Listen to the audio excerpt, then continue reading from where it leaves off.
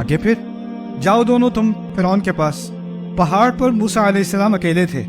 ہارون تو ابھی پھر بھی مصر میں ہے, وہ تو مصر سے بھاگ آئے نا, اور کئی سال ہو گئے, ابھی وہ ان سے ملے نہیں ہیں. لیکن پہاڑ کے اوپر یہ حکم دیتی ہے انہیں, طور کے اوپر, دونوں تم جاؤ فرعون کے پاس. پہلے کہا تھا ظالم قوم کے پاس جانا, یاد ہے؟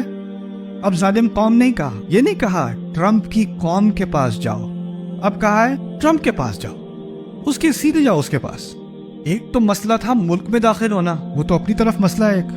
اس سے بہت بڑا مسئلہ کیا ہے کہ نہ صرف ملک میں داخل ہو, ملک میں داخل ہو کے شہر کے بالکل کیپٹل پہ پہنچو, بالکل اس کی جو گورنمنٹ بلڈنگز ہیں جہاں سیکیورٹی کم ہوتی ہے زیادہ ہوتی ہے, اور کسی طرح محل میں داخل بھی ہو, اور محل میں داخل ہو کے جو اندر اوول آفس ہے یا پریزیڈنشل آفس ہے وہاں پہنچو اور اس سے پرائیویٹ میٹنگ کرو جا کے.